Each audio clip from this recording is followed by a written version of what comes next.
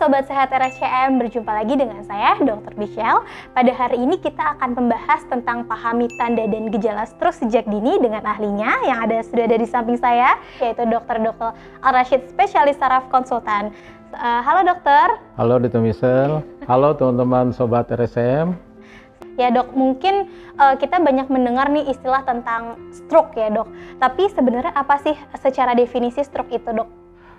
Pengertian stroke adalah suatu penyakit yang mengenai gangguan fungsi otak akibat gangguan pembuluh darah di otak.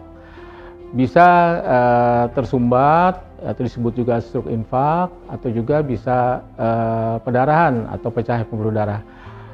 Stroke yang tersumbat ini bisa disebabkan karena bekuan darah, bisa dari lepasnya dari jantung ataupun bekuan yang berasal dari pembuluh darah dari sekitar otak yang besar. Kemudian yang stroke pendarahan itu pecahnya pembuluh darah, kemudian darah mengalir, kemudian menekan sel-sel atau jaringan otak sehingga terjadi gejala-gejala stroke. Nah, mungkin biar Sobat Sehat RSCM lebih aware, tanda dan gejala stroke itu apa aja dok? Ya, tanda dan gejala stroke ini teman-teman semuanya mungkin pernah melihat ya sehari-hari ya. Sangat gampang, misalnya yang ringan sampai berat ya. Yang ringan ini biasanya pasien itu bangun tidur biasanya paling sering saya temukan mengeluh waktu saat berjalan kok kakinya lemas ya. Tangannya juga memegang sesuatu kok sulit atau tidak lihai. Kalau yang berat biasanya disertai gangguan kesadaran. Cuman Kementerian Kesehatan punya clue untuk teman-teman semuanya gampang mengenal gejala stroke dini, yaitu dengan kata segera ke rumah sakit. Se-nya adalah senyum asimetris atau mulutnya mencong ya, tidak simetrik wajahnya.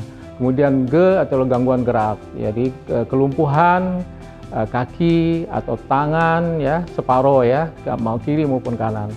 Ra-nya adalah gangguan bicara ya, jadi bicaranya pelo atau cadel kalau bahasa Jawanya ya. Kemudian bisa juga tidak bisa bicara atau sulit mengerti pembicaraan orang lain ya. Kemudian ini yang paling sering, yang tidak sering adalah ke rumah sakit. Ke itu adalah kebas-kebas, ya, ini jarang dikeluhkan oleh pasien ya. Kebas paruh badan, kaki dan tangan, kemudian juga wajah. Kemudian R-nya adalah rabun atau gangguan penglihatan mendadak. Nah, kemudian S-nya adalah sempoyongan ya, atau gangguan vertigo ya, yang sering dikeluhkan oleh masyarakat yang mendadak. Ini juga merupakan tanda dini gejala stroke. Kemudian dok, tapi untuk faktor risiko atau penyebab dari stroke sendiri itu sebenarnya apa sih dok? Ya, faktor risiko stroke berdasarkan definisi adalah faktor yang memudahkan terjadinya stroke. Ada dua jenis. Yang pertama adalah faktor yang bisa dilakukan tata laksana atau bisa dimodifikasi. Yang kedua adalah faktor yang tidak bisa dilakukan tata laksana atau tidak bisa dilakukan modifikasi. Faktor yang bisa dilakukan tata laksana yang paling sering adalah hipertensi atau tekanan darah tinggi. Lebih dari 50% pasien dengan hipertensi menderita stroke. Kemudian faktor kedua adalah diabetes mellitus atau kencing manis. Ini tidak kalah pentingnya juga merupakan faktor risiko stroke. 1 dari 5 pasien stroke itu adalah penderita diabetes mellitus. Kemudian pasien jantung dalam hal ini adalah atrial fibrilasi. 1 dari 5 pasien stroke adalah penderita atrial fibrilasi. Kemudian kolesterol ini juga sangat penting ya. 1 dari 4 pasien stroke adalah penderita dengan kolesterol tinggi, terutama kolesterol jahat, yaitu low density protein atau LDL ya. Kemudian faktor lain seperti merokok ya juga tidak kalah pentingnya sebagai faktor risiko stroke. Asam urat, kemudian kekentalan darah ya atau psikosis darah. Karena semua faktor risiko tadi, hipertensi, diabetes mellitus, kolesterol dan penyakit jantung akan meningkatkan kekentalan darah atau psikosis darah. Kemudian faktor-faktor yang tidak bisa dilakukan tata laksana atau dimodifikasi adalah usia. Jadi makin tinggi usia, makin tua usia, maka makin resiko untuk terjadinya stroke. Dikatakan lebih dari 55 tahun usianya menyebabkan 2 kali lipat terjadinya stroke. Kemudian laki-laki ya, kalau masih muda biasanya lebih terkena rentan stroke dibandingkan perempuan. Maka berbahagialah yang perempuan masih muda ya, tidak menderita stroke ya.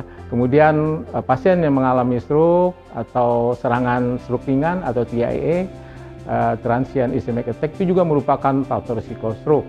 Kemudian faktor genetik dan keluarga mengalami stroke, sehingga harus diwaspadai oleh keluarga yang lain. Kira-kira bagaimana seseorang itu benar-benar terdiagnosis stroke, dok? Apakah ada metode diagnostik tertentu, dok? Ya, setelah tadi kita mengetahui gejala dini, maka segera kita bawa pasien ke rumah sakit. Nanti dokter di emergensi akan menanyakan kembali gejala yang dikeluhkan oleh pasien. Kemudian memeriksa ya dengan teliti apakah ini pasien benar-benar stroke atau bukan. Sehingga dilakukan untuk memastikan adanya stroke dengan pemeriksaan radiologi atau imaging, yaitu dengan CT scan kepala ataupun MRI kepala. Kira-kira untuk perawatan dan tata laksana stroke di rumah sakit mungkin bisa sedikit dijelaskan, dok?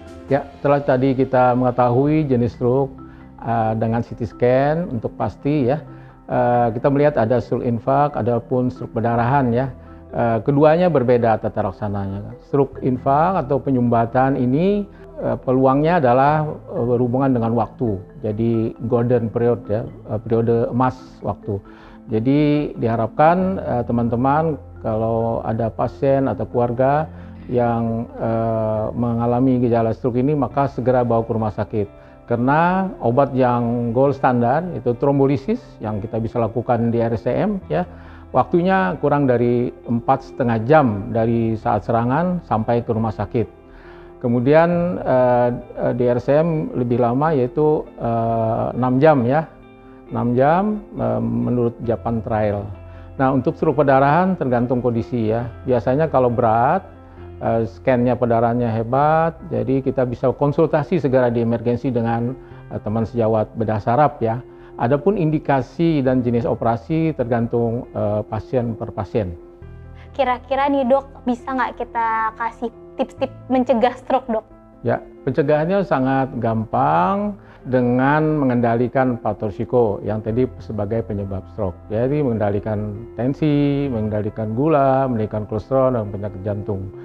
Kemudian Kementerian Kesehatan Republik Indonesia membuat suatu singkatan CERDIK ya. C-nya itu adalah kontrol kesehatan secara berkala, E-nya adalah enyah rokok atau asap rokok, jadi tidak merokok.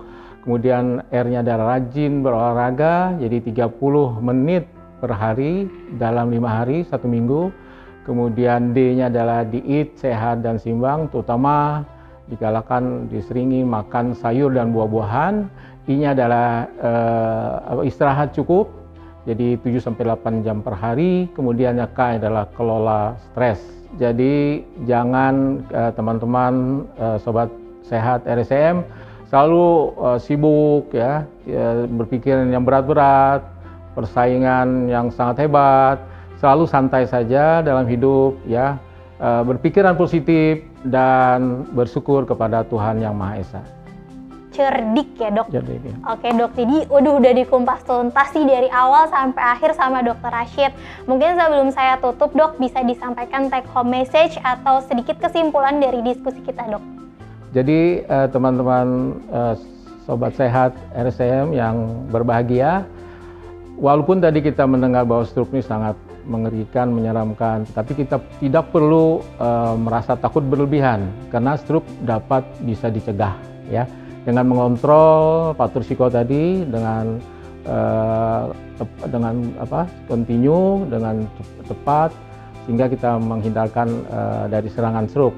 Apabila teman-teman menemukan pasien-pasien dengan gejala dini, maka segera bawa ke rumah sakit agar nanti di rumah sakit dapat diberikan obat-obat yang optimal sehingga mendapatkan kesembuhan yang lebih baik. Baik, terima kasih banyak Dokter Rashid untuk penjelasannya hari ini yang luar biasa. Semoga Sobat Sehat RSCM terbuka wawasannya tentang stroke. Baik dokter, kita slogan bareng-bareng ya, dok ya. Yeah. RSCM menolong, memberikan yang terbaik. Terima kasih dan sampai jumpa.